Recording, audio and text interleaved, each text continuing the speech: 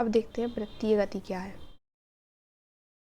जब कोई वस्तु वृत्तीय मार्ग में अर्थात वृत्त की परिधि पर गति करती है तो उसकी इस गति को वृत्तीय गति कहते हैं। वृत्त कैसा होता है? ऐसा गोल होता है वृत्त। अब वृत्त की परिधि होती है, ये जो बाहर वाली लाइन है, जो ये गोला बना है, ये इसकी परिधि कहलाती है। ये तो अगर कोई वस्तु है, जैसे कि कोई गाड़ी ले लो, गाड़ी है और वो इस गोल गोल में रिंग में वृत्त में घूम रही है, तो अगर वो गोल गोल घूम रही है तो क्या कर रही है? वो वृत्तीय गति कर रही है। रोलर को धकेलने की बजाय खींचना आसान है। क्यों? ऐसा क्यों होता है? रोलर देखा है?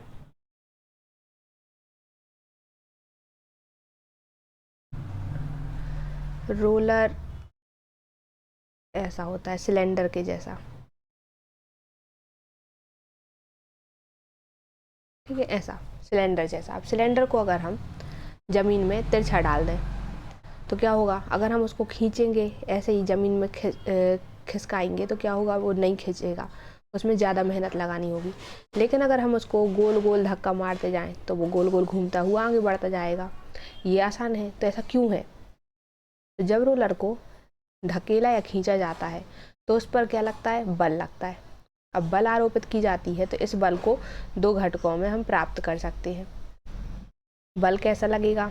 अब जैसे यहाँ पर बना है, ये रोलर बना है, ठीक है, मतलब यहाँ से ऐसा दिखाया गया है क्योंकि वो आधा वहाँ पर भी होगा जो हमें नहीं दिख रहा है। अब ये रोलर है, बल हम किस दिशा में लगाएंगे? तो बल हमने लगाया इस दिशा में। इसको धक्का, यहाँ हम क्या कर रहे हैं? हम धक्का मार रहे हैं, यहाँ इस वाले में हम खींच रहे हैं।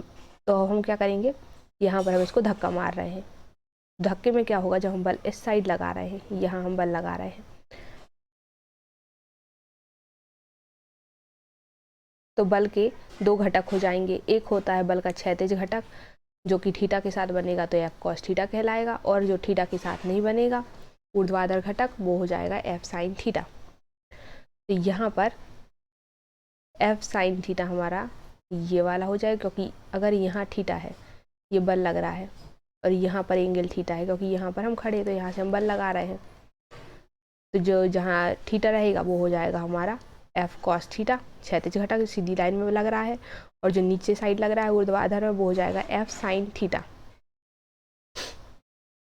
अब यहाँ पर एक लग रहा है नॉर्मल वाला फोर्स, अलग अलग टाइप के बल लगते हैं।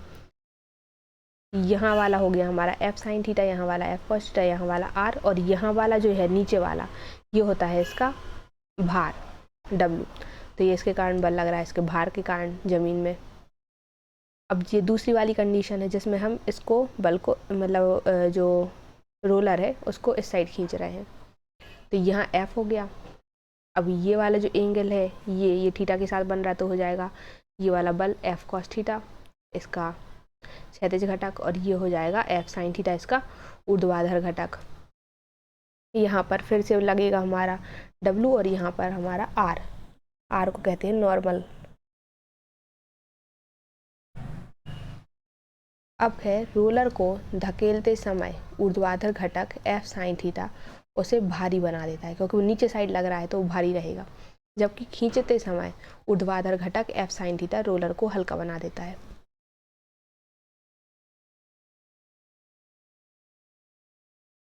ये जब हम धकेल रहे थे, ये है धकेलने वाली कंडीशन, ये वाली। तो इसमें क्या है? ये वाला जो एफ साइन थीटा जो नीचे की ओर लग रहा है ये इसको भारी बना रहा है, यहाँ पर एफ कॉस थीटा ऊपर की ओर लग रहा है तो ये इसको हल्का बना रहा है। फिर है अतः रोलर को धकेलने की बजाय उसको खींचना क्या हो जाता है? आसान हो जाता है। ये सब एफ साइन थीटा पर ही डिपेंड कर रहा है।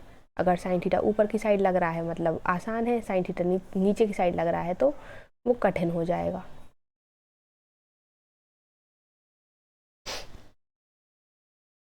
इसको ऐसे भी समझ सकते हैं जैसे कि यहाँ लग रहा है हमारा फोर्स एफ, तो इसके साथ अगर यहाँ थीटा बन रहा है तो ये हो जाएगा एफ कॉस थीटा, और यहाँ पर कुछ भी नहीं है, थीटा नहीं है, तो ये होता है हमारा एफ साइन थीटा।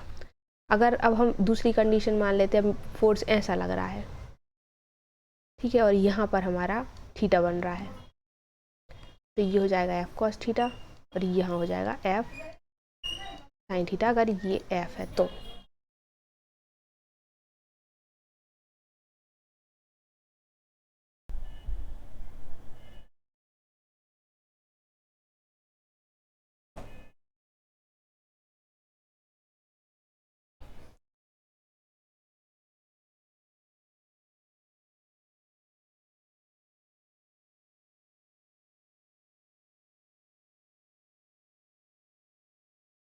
आवर्तकाल, वृत्तीय गति करने वाले वस्तु को वृत्तीय पथ पर एक पूर्ण चक्कर लगाने में जितना समय लगता है उसे उसका आवर्तकाल कहते हैं।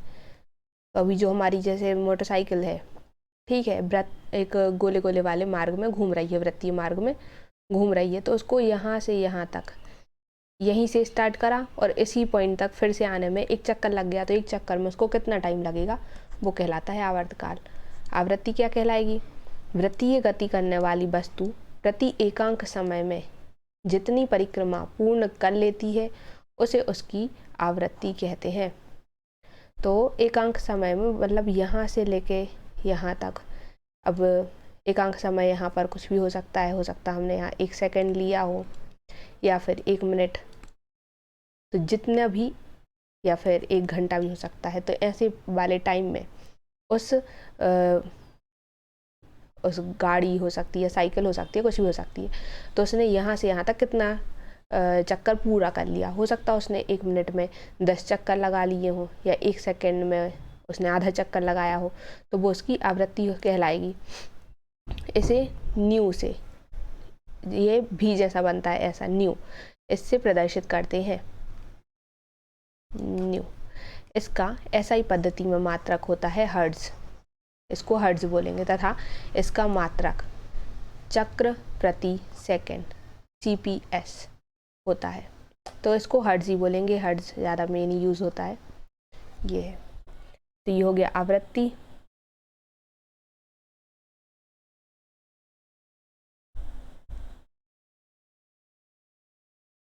फिर उसका आता है कोणीय विस्थापन क्या होता है। वृत्तीय गति करने वाली कोई वस्तु दिए गए समयांतराल में वृत्तीय मार्ग के केंद्र पर जितने कोण से घूम जाती है उसे उस वस्तु का कोणीय विस्थापन कहते हैं। अब जैसे ये फिर से वृत्त बना लिया हमने, ठीक है, अभी कोई वस्तु यहाँ थी, एक मान लो एक साइकिल जो है यहाँ रखी है, तो ये पूरा पार्क है, गोल गोल उसको घूमना है, तो वो यहाँ से यहाँ तक आ गई कुछ समय में, हमने माना कि 5 सेकंड में आ गई, 5 सेकंड में यहाँ से यहाँ आ गई। तो अब हम यहाँ पर ये जो इसका वृत्त का जो केंद्र है, उधर से हम ये वाली लाइन और ये वाली लाइन, इन दोनों के बीच में कितना एंगल बन रहा है, वो थीटा बन रहा है, मान लेते थीटा है, कुछ भी हो सकता है, 30 डिग्री का एंगल बना लेते हैं, तो यही एंगल कहलाता है, जितने एंगल से घूम जाती है, इसी को इसको क्या कहते हैं, कोणीय विस्थापन कहते हैं। तो यही हमारा कोणीय विस्थापन।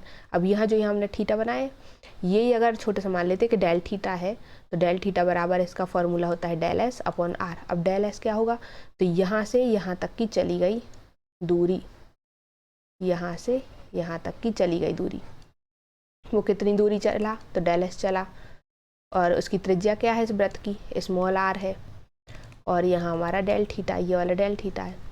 तो अगर हम डेल एस अपॉन आर कर देते हैं तो डेल थीटा निकल आता है, मतलब कोण बराबर चाप बटे त्रिज्या, ये वाला हमने यहाँ फॉर्मूला लगा दिया है।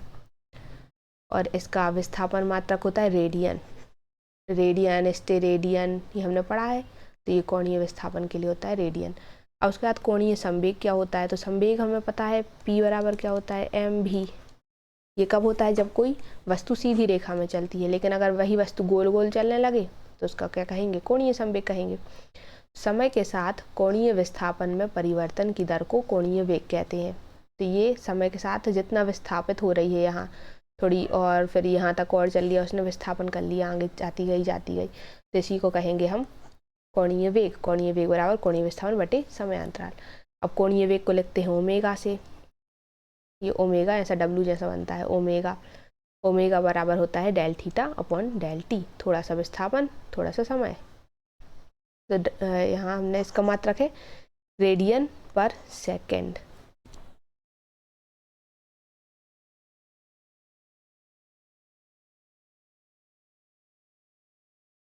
अब हमें निकालना है कोणीय वेग, आवृत्ति, आवर्तकाल और आवृत्ति, इन तीनों में संबंध क्या है।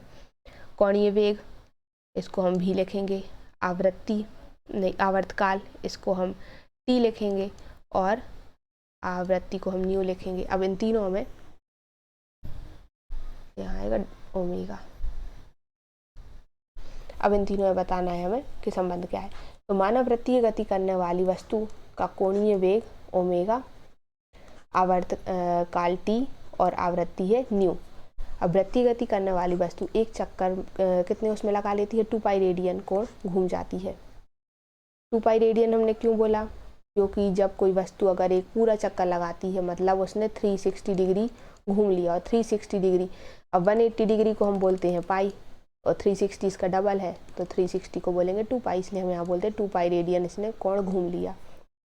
तो कोणीय वेग हो जाता है ओमेगा बराबर 2 पाई अपॉन टी। अभी हमने देखा था दूरी बटे समयांतराल, 2 पाई अपॉन टी।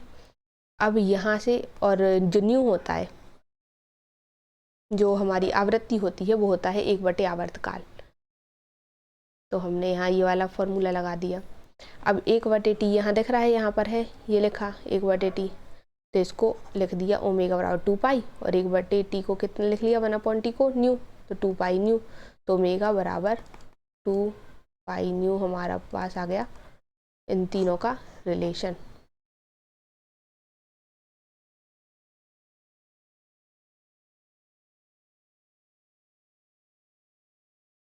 फिर देखते हैं कोणीय त्वरण क्या है। अब कोणीय वेग देखा था, कोणीय त्वरण, तो कोणीय समय के साथ किसी वस्तु के कोणीय वेग में परिवर्तन की दर को उसका त्वरण कहते हैं।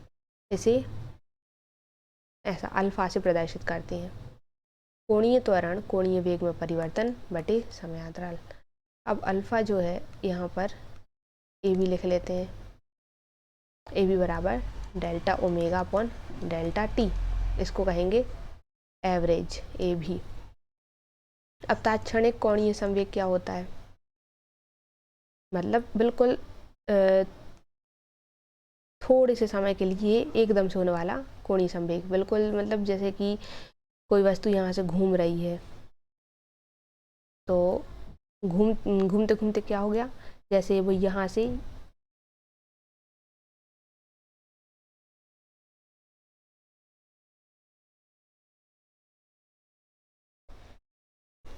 कोई वस्तु एंगल में घूम रही है तो क्या कहेंगे, पहले तो उसको कोणीय वेग हो जाएगा।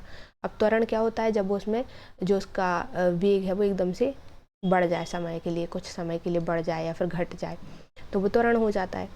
अब त्वरण में क्या हो रहा है, जैसे कि कोई वस्तु यहाँ से घूम रही है, घूमते घूमते यहाँ पर वो कुछ और स्पीड से घूम रही थी, अब यहाँ पर एकदम से कुछ सेकेंड्स के लिए उसमें बदलाव आया, तो इसी को हम कहेंगे तात्क्षणिक कोणीय संवेग। तो ये हो जाता है अल्फा बराबर, यहाँ पर पहले हमें लिमिट लगा दी, limit del t tends to 0, 0 तक जा रही है, और यहाँ आएगा delta omega upon delta t, इसी में लिमिट लगा दी है। तो ये लिमिट के बाद इसको लिखा हमने D T, D omega upon D T. अब ओमेगा की हम वैल्यू रख देंगे। ओमेगा की हमने अभी वैल्यू शुरुआत में देखी थी, ओमेगा बराबर होता है D theta upon D T. तो यहाँ पर डी अपॉन डी टी तो वैसे ही रहा, यहाँ ओमेगा की वैल्यू रख दी तो D theta upon D T हो गया। अभी देखो डबल डबल है तो D two theta upon D T square हो जाएगा, ये आ गया। यहाँ ये वाला फॉर्मूला याद करना पड़ेगा।